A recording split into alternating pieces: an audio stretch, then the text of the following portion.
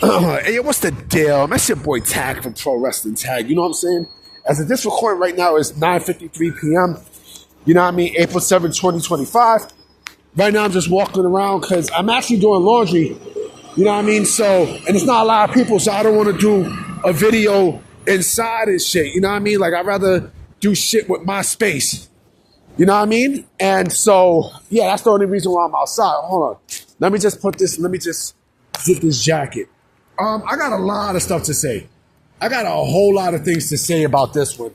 Because I see a lot of people, you know, putting out tweets. Put out these bullshit tweets. Talking about, oh, you know, they're trying to make sense of you know, what happened last night. You know, with the whole thing with Swerve Strickland and stuff. And it doesn't make sense. Like, no matter how you slice it, it doesn't make sense. And they think in their mind that this is Tony's idea. No, the fuck it's not. No, actually, no. No. They think in their mind that everything all makes sense. That everything is going to come together. And, you know, how, oh, the Bucks, you know, aligning with John Moxley makes all the sense. No, the fuck it's not. No, the fuck it doesn't. No, the fuck it doesn't. Because, again, didn't the last time that we seen the Young Bucks, they ran away from John Moxley? You know, in a fucking SUV? Didn't that happen? Yeah, I'm asking y'all. You know what I'm saying? I'm asking y'all. You know, it makes no sense. It doesn't make any fucking sense. And you want me to believe that, that's going to happen and stuff? You know, everything goes towards Tony Khan. This is Tony Khan's doing. You know, he came out in a press conference, you know, in that media scrum yesterday saying that, oh, he listens to the fans, you know, and they asked him about pivoting. He don't give a fuck about you. He don't care. So, you know, it's laughable because, you know, he's the one who is steering the ship in all this, right? He's the one who's steering this fucking ship. And peep this, okay? I hear a lot of people say that, oh, they want somebody to take over the rings of AEW creative, and, you know, they want fucking, they want Scott D'Amore, right? And I said to myself, it doesn't matter who you put, you know, it doesn't matter who you put as head of creative. Tony Khan has the final say. And no matter what happens, you know, it's always going to be him or the highway. Just like Vince. Just like Vince. And that's the scary shit that you see. You know, so it doesn't matter what happens with AEW creative. It doesn't. It doesn't matter because, you know, Tony is he's the main person who is the head captain in all this. You know? And, you know, he's the head of creative. Remember, look at all those titles that he has. Right? And not, you know, he's by far the worst booker out there, hands down, in this business. No doubt about it. You know, people put Russo up there. Oh yeah, that's another thing too. Someone said that, oh, you know, here go the overreacting, right? Here go the overreacting. But yo, you see it. You see it. No, I mean, you fucking see it. You know, and I have a feeling that John Moxley's going to hold on to that AEW championship by the time that we get to All Out. Not All In, by the time we get to All Out. You know what I mean? Because they are so, you know, like they want fucking Darby Allin to be AEW champion. That's not happening because this motherfucker's going to climb Mount Everest. He might not even be alive.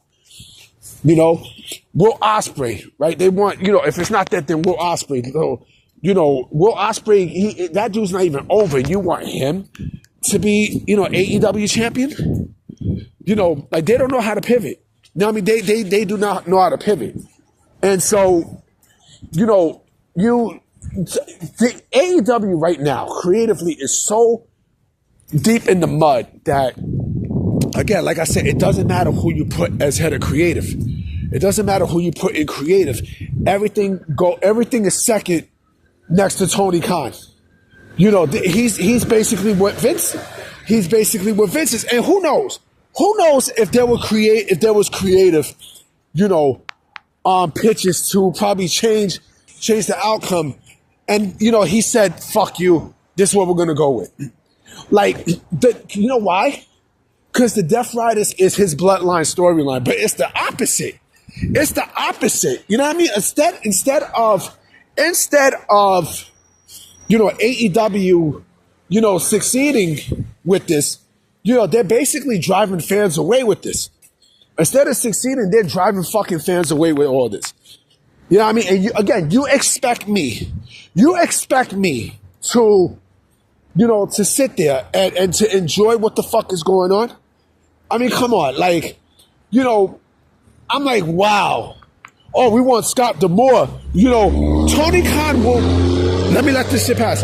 Tony Khan will never step down to AEW creative. Never.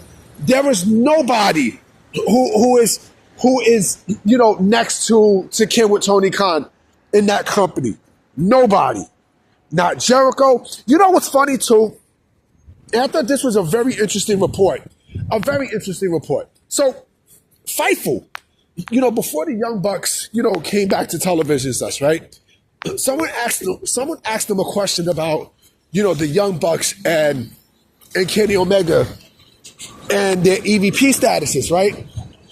And he said that, yes, they're still EVPs of the company, but they don't got no fucking power. Like, they don't got no fucking power. So, maybe, just maybe, he tried to tell him, look, I think it's best if you change the plans, because this is not going to be good. And basically, he probably told them, go fuck yourself. You know what I mean? Like, and people starting to turn on Jon Moxley. Now people are starting to turn on Jon Moxley. You know what I mean? I'm like, wow. At once he was the most important, person in that company. Now, this motherfucker's killing the company. It's like the top people that's there in AEW. Like I said, this is the AEW effect. It's like the top people in AEW are basically driving away ratings. Like they're driving away segments and all this other shit, right?